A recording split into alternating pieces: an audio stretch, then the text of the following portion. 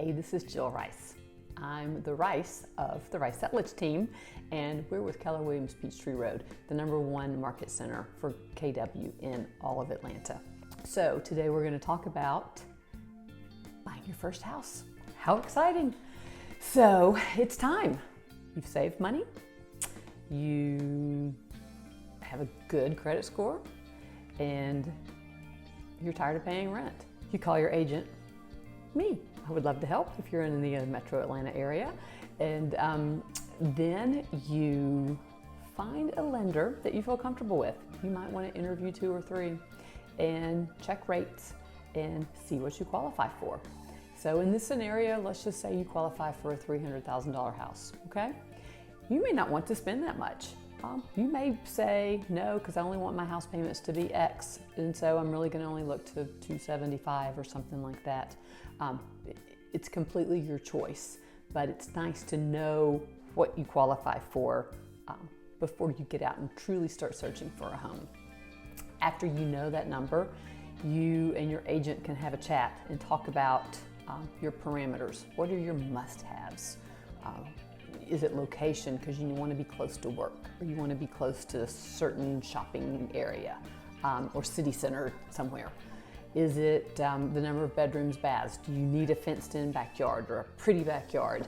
You know, you do your must-haves, and then you talk about what you'd like to have, and then you talk about the icing on the cake things that you could have. You know, I do like to say there is no perfect house out there. However, there are certainly homes that will make your heart sing as soon as you walk in the door. My house I purchased here in Atlanta, I was dead set on being in town, so I was looking in Virginia Highlands and around there. And I was also dead set on a garage and at least 2 bathrooms. Well, we drove up to this cute little bungalow, and the agent said, yeah, it only has 1 bath, and I said, and it doesn't have a garage, and I said, it's cute, let's go in anyway. I walked in and I knew it was the one. So that's the house I purchased. Think about what you want, but also be flexible. Your agent should set you up on a search. And I know, because I see it happen all the time, you're still gonna look on Zillow, and I think that's great. But the more sets of eyes that you have looking for your perfect house, the better.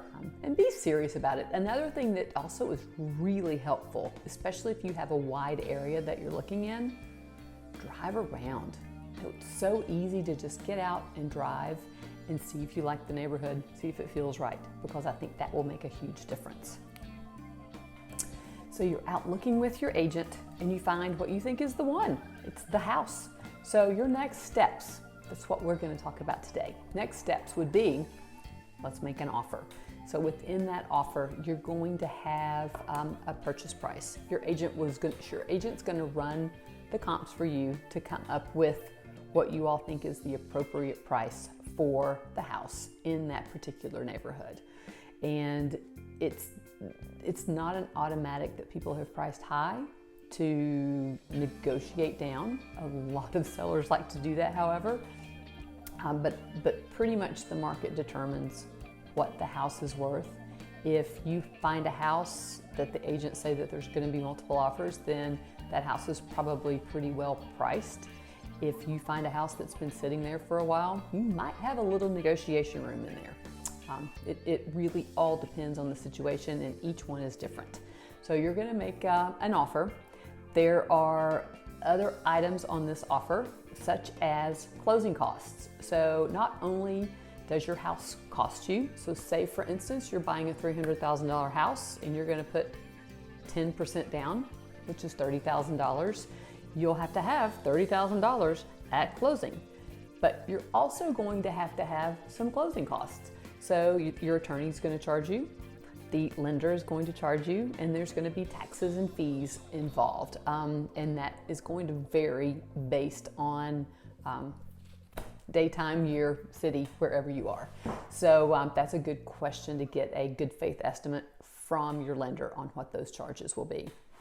So anyway, you can ask on an offer that the seller pay some of your closing costs. There's nothing wrong with that. It's actually a spot on the purchase and sale agreement. So you may offer $305 on a $300,000 house with $5,000 in closing costs. That is the exact same net to the seller as a $300,000 offer. So second is earnest money. So the earnest money is your money, but once you go binding, you are to give your agent an amount of earnest money that they put in an escrow account at their brokerage. Some attorneys will hold earnest money as well, but usually your buyer's agent will want to hold that at their office. And we like to say 1% is a very fair price to put in as earnest money. So on your $300,000 house, that's about $3,000 that you're going to give your agent to hold for you. It is your money and it's credited back to you at closing as long as you follow all of the rules and the stipulations of the contract, meaning you don't go past a contingency ending date and cancel the contract, which we'll talk about in a second. And then also you're going to have a due diligence period.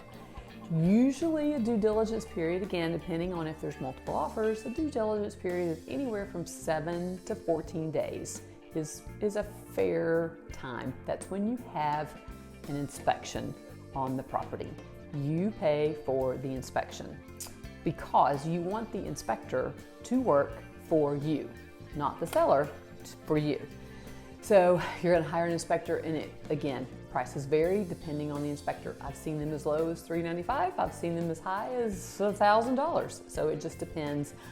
Your agent probably has several inspectors that they know, like, and trust, and they can recommend several for you to call and interview. But you'll have that inspection done, and then also during that due diligence period is when you will negotiate any types of repairs that may need to be done for the house. And it could vary also. I usually advise my clients to look for broken bones and not necessarily for bumps and bruises, meaning a broken bone would be maybe a structural issue or maybe a leak in the attic. A bump and a bruise, in my opinion, is maybe some paint has scratched off the wall or on the door or something like that. It's not anything that is a safety concern or safety hazard, and is not going to cost you tens of thousands of dollars to have it repaired. During that due diligence period, it's almost like it's considered a buyer's remorse period. You can terminate that contract at any point along the way, and you don't even have to give a reason. You can just say, I'm finished, I want my earnest money back. And as long as you're within the due diligence period, you get your earnest money back. The other thing that you'll do is have a financing contingency, and you'll have an appraisal contingency. And that is with your lender. We will probably give them about 20 days to get your finances all in order. And if they deny your loan because they can't get a loan for you before 21 days, you get your earnest money back.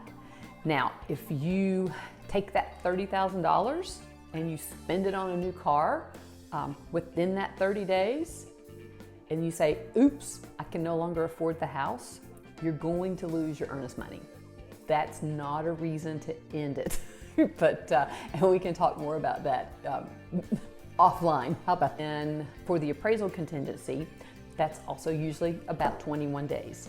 What we'll do there is make sure the house is appraised, and again, you pay for that, but it's usually through the lender is how you'll pay for that, and that is assigned through the lender. But that appraiser comes in and he appraises the house. Let's go back to our $300,000 house. It appraises for $305,000. Woohoo! That means you have $5,000 in instant equity in your house. You got a really good deal. But sometimes the house might appraise for $295,000. And so what do we do then? We go back to the seller and we ask the seller to reduce the purchase price to $295,000. And that seller may say, no way, I'm not doing it. I've got the comps right here that show this house is worth $300,000. And then they may choose to challenge the appraisal. And we've done that before. And a lot of times it'll work. Sometimes it doesn't, and sometimes you walk away and you get your earnest money back. I'm trying to think if I've had an instance where we walked away. I feel like most of the time we figure it out. If you've moved past all of these contingencies, now we kind of call this the sit around and wait period. What you're doing in this time is making sure the lender has all of your paperwork and everything's tied up. We get a clear to close. In about 3 days before closing, we like to go through and do a walkthrough of the house because they need to leave the house in the same condition that you saw it when you first came to see the house. Also, if you ask for any certain repairs on the house, it's usually about this time is when you would come in and have that checked and you would look at to make sure they did all of the repairs. So if all that goes well, now we go to the closing table. And at closing, you'll bring your driver's license and you'll bring a checkbook in case you need to write like a small check in case you didn't wire enough. And then also the day before, your lender will tell you how much you are to wire in to the closing attorney for your closing. And then before you know it, you'll be walking into your brand new home and hopefully live happily ever after. Thank you. Hey, if you like this video, subscribe please. Thanks.